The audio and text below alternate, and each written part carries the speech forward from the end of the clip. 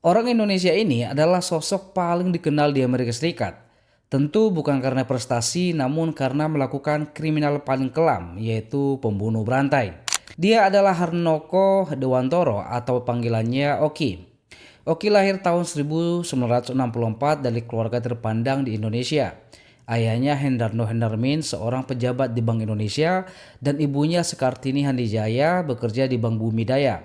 Meski dari orang tua yang cukup terpandang, ternyata Oki dibesarkan dari keluarga broken home. Ayah dan ibunya sudah bercerai. Akhir tahun 1980-an, Oki pindah ke Amerika Serikat, lalu tinggal dan bersekolah di Kansas, hingga akhirnya menetap di Los Angeles di tahun 90-an. Di Los Angeles, Oki mendirikan bisnis dry cleaning bersama Suresh Michandani, seorang pengusaha keturunan India, dan bisnis properti bersama Gina Sultan Aswar, seorang warga negara Indonesia. Dalam bisnis dry cleaningnya, Suresh merupakan investor sekaligus rekan bisnis yang menanamkan modal di usaha tersebut. Sama halnya dengan Gina, seorang investor yang menanamkan modal untuk bisnis properti Oki. Di komunitas Indonesia di Los Angeles, Oki dikenal sebagai sosok yang santun, pintar bicara, dan berpendidikan. Mereka juga melihatnya sebagai representasi anak muda dari keluarga terpandang di Jakarta. Dia lulusan administrasi bisnis dari salah satu universitas di California, yang membuatnya terlihat meyakinkan sebagai pengusaha muda potensial. Selain itu, Oki memiliki gaya hidup yang sangat boros atau high profile. Dia sering mengendarai mobil-mobil mewah seperti Mercedes-Benz dan BMW yang merupakan simbol status penting bagi komunitas perantau di sana, dan selalu tampil dengan pakaian bermerek. Dia juga aktif dalam kegiatan sosial komunitas Indonesia dan sering mentraktir teman-temannya di restoran mahal. Bagi teman-temannya, Oki dianggap sebagai sosok yang sangat loyal dan tidak segan-segan meminjamkan uang atau membantu sesama orang Indonesia yang baru tiba di Los Angeles. Hal inilah yang membuat Oki sangat dipercaya sehingga rekan bisnisnya seperti Suresh Michandani dan Gina Sultan Aswar tidak menaruh curiga saat mereka diajak bekerja sama. Singkatnya, si Oki ini jiwa sosialnya tinggi dan mudah bergaul sebelum hal ini terjadi. Di Los Angeles, Oki mendirikan dua bisnis, yaitu dry cleaning dan properti. Di bisnis dry cleaning, Oki mengajak Suresh menjadi investor utama, sementara Oki yang mengelola operasional. Di bisnis properti, Oki mengajak Gina dan menawarkan investasi jual beli rumah atau kondominium dan menjanjikan keuntungan kilat dengan membeli properti di bawah harga pasar dan menjualnya kembali dengan harga tinggi. Awalnya saat bisnis ini berjalan, Oki sempat memberikan sejumlah kecil keuntungan kepada mereka, yang dimana diduga berasal dari uang yang diputar seperti skema Ponzi. Hal ini pula yang membuat Suresh dan Gina tidak ragu untuk menyuntikkan modal lebih besar lagi, hingga mencapai angka ratusan ribu dolar. Apalagi Oki beralasan dia membutuhkan tambahan modal untuk ekspansi. Setidaknya Suresh mengeluarkan modal kepada Oki sekitar 150 ribu dolar hingga 200 ribu dolar. Sementara Gina menyuntikkan dana sebesar 200 ribu dolar kepada Oki, di mana uang dengan nilai tersebut sangat besar di masa itu. Namun berselang beberapa bulan, bisnis yang dijalankan Oki ini mulai mengalami kesulitan keuangan dan terancam bangkrut. Ternyata uang investor yang diterima Oki tidak digunakan untuk operasional perusahaan, melainkan untuk membiayai gaya hidup mewahnya. Oki sewa apartemen mahal dan membeli mobil mewah, dan juga Oki punya kebiasaan berjudi di kasino dan sering rugi besar. Intinya, alih-alih menggunakan uang investor untuk ekspansi bisnis, Oki justru memakainya untuk berjudi dan berfoya-foya. Ternyata Eric, adik kandung Oki, tahu borok dan rahasia kakaknya. Dia melihat langsung bagaimana gaya hidup mewah Oki di Los Angeles sebenarnya ditopang oleh uang hasil menipu Suresh dan Gina. Eri mengetahui bahwa bisnis dry cleaning kakaknya itu bermasalah dan Oki terlilit hutang judi yang sangat besar. Eri juga menegur dan memperingatkan Oki agar berhenti berjudi dan menipu.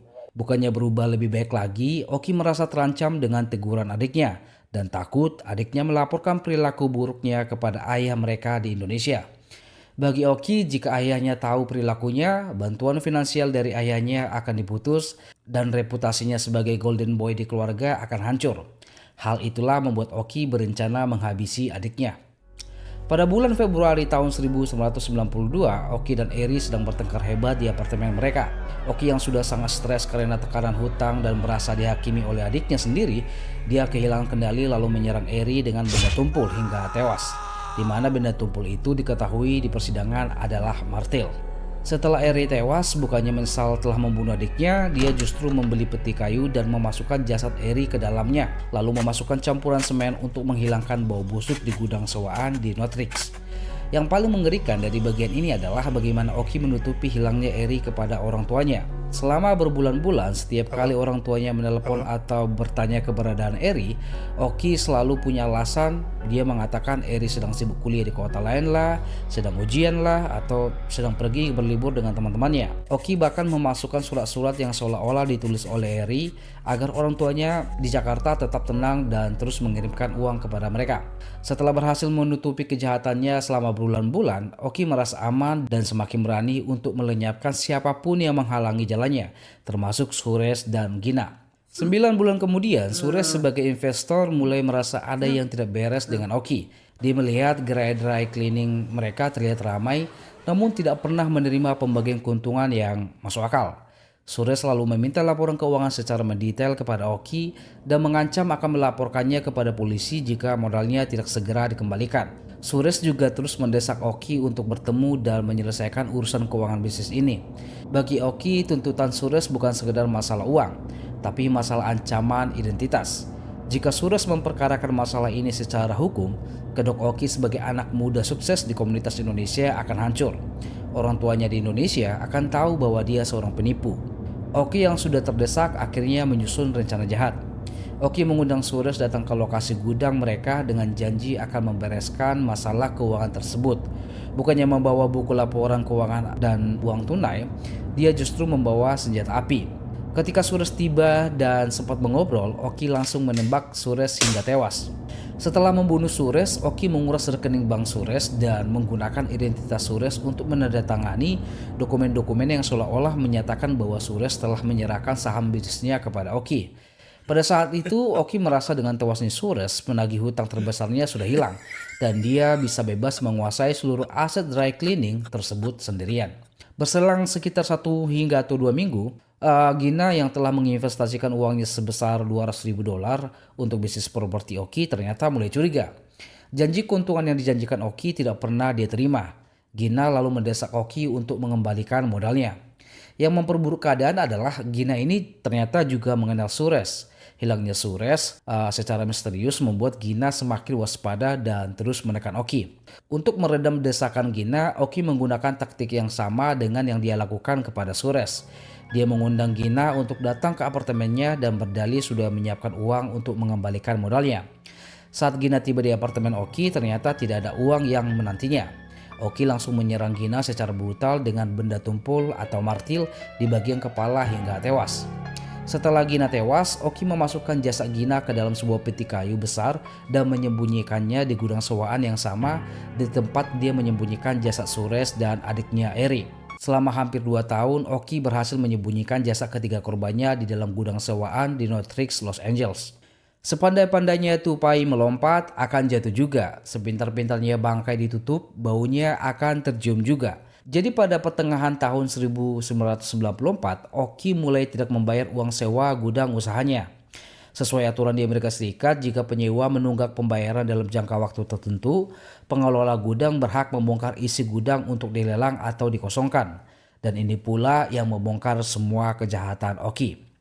Pada tanggal 26 Agustus 1994, petugas pengelola gudang membuka unit yang disewa Oki untuk mengosongkan isinya. Saat gudang dibuka, petugas menemukan peti kayu yang sangat berat dan mengeluarkan bau menyengat. Ketika peti dibuka, mereka menemukan kerangka manusia yang terbungkus semen dan plastik. Dan dari temuan itu, pengelola gudang lalu menghubungi pihak kepolisian Los Angeles dan ketiga jasad itu lalu diamankan dan dibawa untuk diotopsi.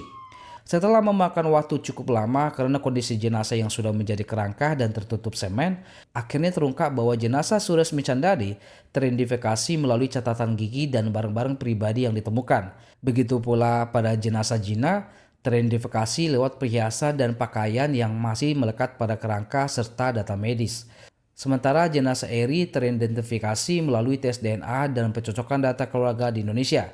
Dipastikan bahwa itu adalah adik kandung Oki. Setelah ketiga jasad ditemukan dan namanya mencuat sebagai penyewa gudang itu, Oki melarikan diri ke Indonesia. Di Indonesia, Oki sempat merasa aman, namun polisi Amerika Serikat tidak tinggal diam.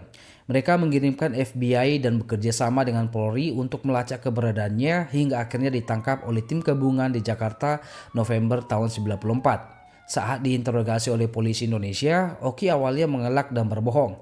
Namun setelah dihadapkan pada bukti-bukti kuat dari LAPD dan FBI, Oki akhirnya mengakui telah membunuh ketiga orang tersebut. Menariknya, meski Oki sudah ditangkap dan kejadian pembunuhannya terjadi di Los Angeles, Amerika Serikat, Oki tetap diadili di Pengadilan Negeri Indonesia. Hal ini terjadi karena Indonesia tidak memiliki perjanjian ekstradisi dengan Amerika Serikat saat itu, dan pemerintah Republik Indonesia memilih untuk mengadili warga negaranya sendiri di tanah air berdasarkan bukti-bukti yang dikirimkan oleh FBI. Fakta menarik pun mulai muncul di persidangan. Ini adalah kasus pertama di mana FBI secara resmi mengirimkan agen-agennya dan ahli forensiknya untuk bersaksi di Pengadilan Indonesia membawa bukti-bukti fisik dari Los Angeles. Momen paling dramatis dalam kasus ini adalah ketika keluarga Oki di Jakarta baru mengetahui bahwa Eri yang selama ini mereka kira masih kuliah di Amerika Serikat ternyata sudah tewas 2 tahun sebelumnya di tangan kakaknya sendiri. Selain itu, ayah Oki harus menghadapi kenyataan pahit di ruang sidang. Dia harus bersaksi kepada putranya yang dibunuh, namun dia juga harus bersaksi kepada putranya yang sebagai pelaku. Apalagi saat agen FBI membeberkan bukti-bukti mengenai kematian Eri dan menampilkan foto-foto TKP yang menjelaskan bagaimana peti semen tersebut ditemukan, suasana di sidang semakin emosional. Di sisi lain, selama persidangan, Oki terlihat tenang dan tetap menunjukkan sopan santun yang tinggi, yang justru membuat publik merasa ngeri karena sifat bermuka duanya. Pada akhir tahun 95, majelis hakim akhirnya menjatuhkan vonis mati kepada Oki. Hakim menyatakan bahwa tidak ada hal yang meringankan bagi Oki karena tindakannya sangat keji, sistematis, dan dilakukan terhadap adik kandungnya sendiri serta teman-temannya yang telah mempercayainya. Sayangnya, Oki tidak langsung dieksekusi. Dia mendekam di penjara selama puluhan tahun termasuk di lapas Cipinang dan Nusa Kambangan sambil melakukan berbagai upaya hukum seperti banding, kasasi, walaupun semuanya ditolak. Lucu juga ya. Dia membunuh 3 orang dan mengambil hartanya, sementara dia sendiri tidak bersedia dihukum mati. Namun setelah melakukan berbagai upaya, ternyata Oki berhasil mendapatkan gerasi, di mana status hukumnya diubah dari hukuman mati menjadi penjara seumur hidup. Setelah hukumannya menjadi penjara seumur hidup, ternyata di tahun 2017 Oki mendapat diskon lagi dengan mendapatkan pembebasan bersyarat karena dianggap menunjukkan kelakuan baik. Setelah bebas, Oki kembali menjalani hidup dengan normal dan kasusnya tetap menjadi salah satu catatan kriminal paling kelam dalam sejarah diaspora di Indonesia. Dan setelah itu tidak ada lagi catatan media tentang kehidupannya. Lalu bagaimana sikap keluarga korban setelah Oki bebas? Respon keluarga Gina Sultan Aswar. Meskipun tidak ada pernyataan publik yang agresif saat Oki bebas, namun lingkaran terdekat keluarga tetap merasakan ketidakadilan. Bagi keluarga korban, hukuman penjara puluhan tahun tidak sebanding dengan nyawa yang hilang secara keji. Di sisi lain, bagi keluarga Suresmi Chandani berada di posisi yang sangat sulit karena mereka berada di persimpangan budaya dan hukum antara Amerika, India, dan Indonesia. Mereka kecewa karena pelaku diadili di Indonesia dan tidak dieksekusi di Amerika Serikat, di mana hukum mati untuk kasus seperti ini lebih mungkin dilaksanakan lebih cepat pada masa itu kalau dilakukan di Amerika Serikat. Sementara bagi keluarga Oki dan Eri, ini adalah sisi yang paling unik sekaligus menyedihkan. Ayah Oki dan Eri harus kehilangan 2 anak sekaligus dalam satu peristiwa. Satu menjadi korban pembunuhan dan satunya lagi menjadi pembunuhnya. Kabarnya setelah Oki bebas, dia kembali ke keluarganya yang tersisa. Namun hubungan internal keluarga ini tetap menjadi misterius yang sangat tertutup. Kejahatan Harnoko Dewantoro mungkin sudah dianggap lunas oleh sistem hukum setelah dia menjalani masa tahanannya. Namun bagi keluarga Sures dan Gina serta bagi keluarga Eri, tidak ada kata bebas dari rasa kehilangan. Ternyata mempertahankan gaya hidup di balik kebohongan bisa mengorbankan nyawa orang terdekat kita hingga saudara kandung sekalipun. So, bergayalah sesuai kantongmu, hidup sesuai kemampuan itu bukan sekedar nasihat. Kadang itu bisa menyelamatkan nyawa. Bagaimana pendapat teman-teman? Komen di bawah ya. Bye.